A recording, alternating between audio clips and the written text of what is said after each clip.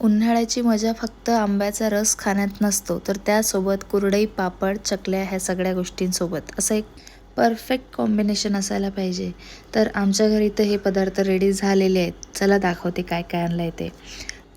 जी मजा घरच्या चिप्समध्ये आहे ना, ती बाहेरच्या वेफर्समध्ये कधीच तुम्हाला मिळणार नाही. त्यानंतर आल्या ह्या खारोड्या. आता ह्या खारोड्यांचा विषय असा आहे की असे फूडीज लोक आहे ना, त्यांना माहिती असेल की या खारोड्या पण किती प्रकारच्या असतात. काही गव्हाच्या कोंड्याच्या असतात, बाजरीच्या असतात, ज्वारीच्या असतात. ह्या तिन्ही प्रकारच्या खारोड्या कोणी कोणी खाल्ल्या त्या मला नक्कीच कमेंट करून सांगा. आणि हे खूप पौष्टिक पण असतं.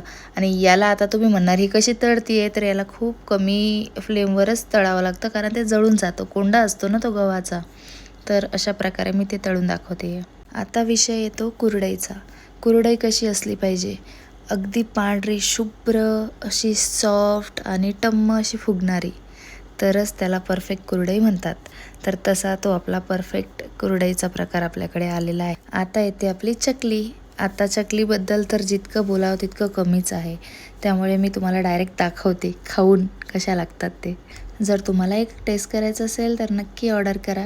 माझ्याकडे आता चिप्स, चकली अवेलेबल आहे. कुरडई सोल्ड आउट झाली आहे, पण त्याचे ऑर्डर्स मी घेते आहे. नेक्स्ट स्लॉट रेडी झाला की तो पण पूर्ण पुण्यामध्ये आपला डिलिव्हरी होत आहे.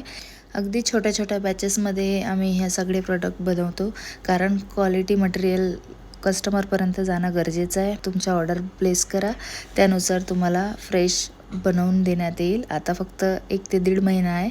मे महिना संपेपर्यंत मी छान भरपूर सारा स्टॉक बनवेल. कोणाला ऑर्डर करायचं असेल तर मला नक्कीच दिलेल्या नंबरवर कॉन्टॅक्ट करा. बाय.